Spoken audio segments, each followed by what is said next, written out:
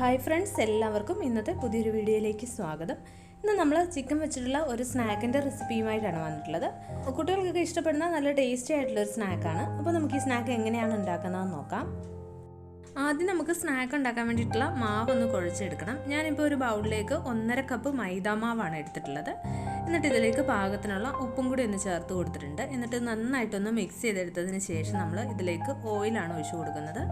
ഒരു 2 ടീസ്പൂണോളം സൺഫ്ലവർ ഓയിലും കൂടി നമ്മൾ ഇതിലേക്ക് ഒഴിച്ചു കൊടുത്തിട്ടുണ്ട്. എന്നിട്ട് ഇത് നന്നായിട്ട് കൈകൊണ്ടൊന്ന് മിക്സ് ചെയ്തെടുക്കുക. അപ്പോൾ ഓയിലും ചേർത്തത് നന്നായിട്ടൊന്ന് മിക്സ് ചെയ്തെടുത്തതിന് ശേഷം നമുക്ക് ഇത് വെള്ളം ഒഴിച്ചിട്ട് ഒന്ന് കുഴച്ചെടുക്കാം. നമ്മൾ ചപ്പാത്തി മാവിനൊക്കെ കുഴച്ചെടുക്കുന്ന ആ ഒരു പാകത്തിൽ വേണം കുഴച്ചെടുക്കാൻ. നല്ല സോഫ്റ്റായിട്ട് വേണം നമ്മൾ ഈ മാവൊന്ന് കുഴച്ചെടുക്കേണ്ടത്.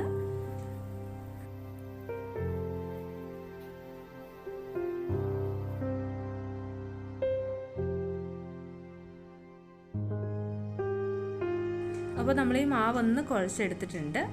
അപ്പോൾ മാവ് നല്ല സോഫ്റ്റായിട്ടാണുള്ളത്. ഇനി നമുക്ക് ഈ മാവ് ഒന്ന് മൂടി വെച്ച് കൊടുക്കാം. എന്നിട്ട് ഇതിലുള്ള ഫില്ലിംഗ് ഒന്ന് റെഡിയാക്കി എടുക്കാം. അപ്പോൾ ഇതിലേക്കുള്ള ഫില്ലിംഗ് റെഡിയാക്കാൻ വേണ്ടിയിട്ട് ഞാൻ ഒരു പാൻ വെച്ച് കൊടുത്തിട്ടുണ്ട്. അതിലേക്ക് നമ്മൾ കുറച്ച് ഓയിലൊന്ന് ഒഴിച്ചു കൊടുക്കാം.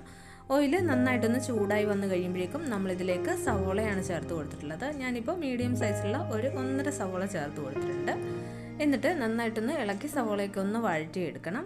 അപ്പോൾ ഈ സവോള ഒന്ന് പെട്ടെന്ന് വഴന്ന് കിട്ടാൻ വേണ്ടിയിട്ട് നമ്മളിതിലേക്ക് കുറച്ച് ഉപ്പും കൂടെ ഒന്ന് ചേർത്ത് കൊടുത്തിട്ടുണ്ട്. എന്നിട്ട് നന്നായിട്ടൊന്ന് ഇളക്കി വഴറ്റിയെടുക്കുക.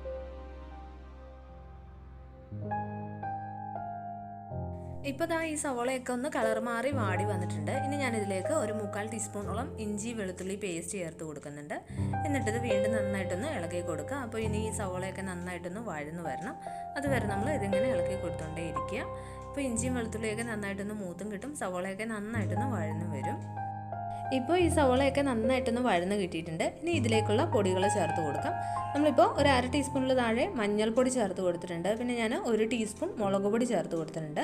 ഞാനിപ്പോൾ കാശ്മീരി ചില്ലി പൗഡറാണ് ഇതിലേക്ക് ചേർത്തിട്ടുള്ളത്. നിങ്ങൾക്ക് എരിവ് വേണമെന്നുണ്ടെങ്കിൽ എരിവുള്ള മുളക് പൊടി ചേർക്കാം. എന്നിട്ട് ഇത് നന്നായിട്ടൊന്ന് ഇളക്കി കൊടുക്കുക. അപ്പോൾ ഈ ഒരു പൊടികൾ ചേർക്കുന്ന സമയത്ത് നമ്മൾ ഫ്ലെയിം ഏറ്റവും കുറച്ച് വെച്ചാൽ മതിയാവും. ഇത് നന്നായിട്ടൊന്ന് ഇളക്കി കൊടുത്തതിന് ശേഷം ഞാൻ ഇതിലേക്ക് ഒരു 1/4 ടീസ്പൂണോളം പെരുംജീരകം പൊടിച്ചതും കുറച്ച് ഗരം മസാലയും കൂടി ഒന്ന് ചേർത്ത് കൊടുക്കുന്നുണ്ട്. അപ്പോൾ ഒരു 1/2 ടീസ്പൂണോളം ഗരം മസാലയും ഒരു 1/4 ടീസ്പൂൺ പെരുംജീരകം പൊടിച്ചതും കൂടി ഇതിലേക്ക് ചേർത്തിട്ട് വീണ്ടും നന്നായിട്ടൊന്ന് ഇളക്കി കൊടുക്കുക. അപ്പോൾ ഈ ഒരു പൊടികളുടെ പച്ചമണമൊക്കെ ഒന്ന് മാറി മൂത്ത് വന്ന് കഴിയുമ്പോഴേക്കും നമ്മൾ ഇതിലേക്ക് വേവിച്ച് വെച്ചിട്ടുള്ള ചിക്കനാണ് ചേർത്ത് കൊടുക്കുന്നത്. അപ്പോൾ ചിക്കൻ വേവിച്ചപ്പോൾ നമ്മൾ ഇതിലേക്ക് ഉപ്പും അതുപോലെ തന്നെ കുറച്ച് മഞ്ഞൾപ്പൊടിയും കുറച്ച് കുരുമുളക് പൊടിയും കൂടെ ചേർത്തിട്ടായിരുന്നു വേവിച്ചിട്ടുണ്ടായിരുന്നത്. എന്നിട്ട് ഈ ചിക്കൻ നമ്മൾ ചെറുതായിട്ട് കട്ട് ചെയ്തും കൂടി എടുത്തിട്ടുണ്ട്. വേവിച്ചതിന് ശേഷം എല്ലൊക്കെ കളഞ്ഞ് ചെറുതായിട്ടൊന്ന് കട്ട് ചെയ്തെടുത്തിട്ടുള്ളതാണ്. അപ്പോൾ ആ ചിക്കൻ നമ്മൾ ഇതിലേക്ക് ചേർത്തിട്ട് നന്നായിട്ടൊന്ന് ഇളക്കി യോജിപ്പിച്ചെടുക്കുക. അപ്പോൾ ഈ ഒരു മസാലയും ചിക്കനും എല്ലാം കൂടി നന്നായിട്ടൊന്ന് മിക്സ് ചെയ്തെടുക്കുക. അപ്പോൾ ചിക്കനൊക്കെ വേവിച്ചപ്പോൾ നമ്മൾ ഉപ്പ് ചേർത്തിട്ടുണ്ടായിരുന്നു. അതുകൊണ്ട് ഈ ഒരു സമയത്ത് ഉപ്പ് നോക്കിയിട്ട് വേണമെന്നുണ്ടെങ്കിൽ വീണ്ടും ചേർത്ത് കൊടുക്കുക.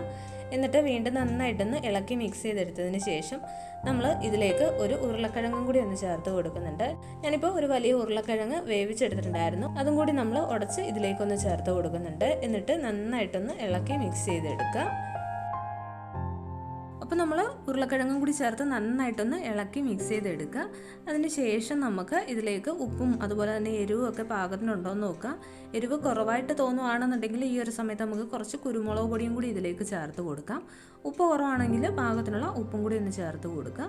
അപ്പോൾ നമ്മളിത് നന്നായിട്ടൊന്ന് മിക്സ് ചെയ്തെടുത്തിട്ടുണ്ട്. ഇനി നമുക്ക് ഇതിൻ്റെ ഫ്ലെയിം ഓഫ് ചെയ്ത് കൊടുക്കാം. എന്നിട്ട് ഈ ഒരു മസാല നമുക്ക് തണുക്കാനായിട്ടൊന്ന് മാറ്റി വയ്ക്കാം. അപ്പോൾ നമ്മൾ ഫില്ലിങ് റെഡിയാക്കി വെച്ചിട്ടുണ്ട്. എന്നിട്ട് നമ്മൾ ആദ്യമേ കുഴച്ച് വെച്ചിട്ടുണ്ടായിരുന്ന മാവിൽ ഞാൻ 2 ബോൾസ് ആക്കി ഇട്ടിട്ടുണ്ട്. എന്നിട്ട് ഒരു ബോൾ നമ്മൾ ഒന്ന് പരത്തിയെടുക്കുകയാണ്. അപ്പോൾ ആദ്യമേ തന്നെ നമ്മളിതൊന്ന് പരത്തിയെടുക്കാനുള്ള പലകയിൽ കുറച്ച് പൊടി ഒന്ന് തൂക്കി കൊടുത്തതിന് ശേഷം വേണം ഇതൊന്ന് പരത്തിയെടുക്കാൻ.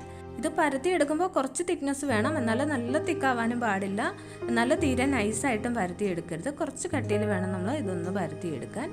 അപ്പോൾ പൊടിയൊക്കെ തൂക്കിയതിന് ശേഷം വേണം പരത്താൻ, അതല്ലാന്നുണ്ടെങ്കിൽ പലകയിലൊക്കെ ചിലപ്പോൾ ഒട്ടിപ്പിടിക്കും.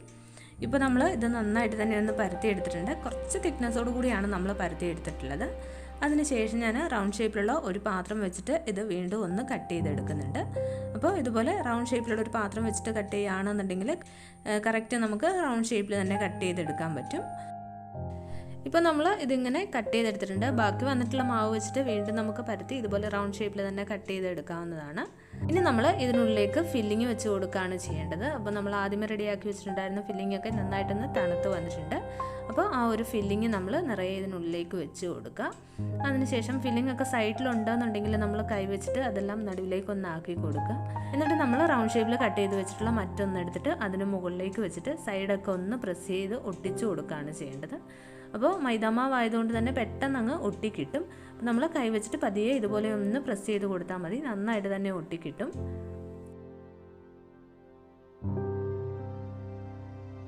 അപ്പോൾ നമ്മൾ സൈഡൊക്കെ നന്നായിട്ടൊന്ന് ഒട്ടിച്ചെടുത്തിട്ടുണ്ട്. അതിനുശേഷം നമ്മൾ ഒരു കത്തി വെച്ചിട്ട് ഈ ഒട്ടിച്ച ആ ഒരു ഭാഗം ചെറുതായിട്ടൊന്ന് കട്ട് ചെയ്ത് കൊടുക്കുന്നുണ്ട്. അപ്പോൾ നമ്മൾ ചേർത്ത് ഒട്ടിച്ചിട്ടുള്ള ആ ഒരു ഭാഗമാണ് ഇതുപോലെ കട്ട് ചെയ്ത് കൊടുക്കുന്നത്.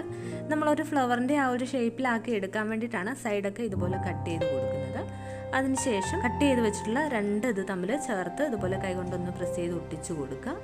ഇതുപോലെ തന്നെ മുഴുവനും രണ്ട് ഇത് വെച്ചിട്ട് നമ്മൾ ഒന്ന് ചേർത്ത് വെച്ചിട്ട് പ്രസ് ചെയ്ത് കൊടുത്തു കഴിഞ്ഞാൽ അതങ്ങനെ തന്നെ ഒട്ടിയിരിക്കും.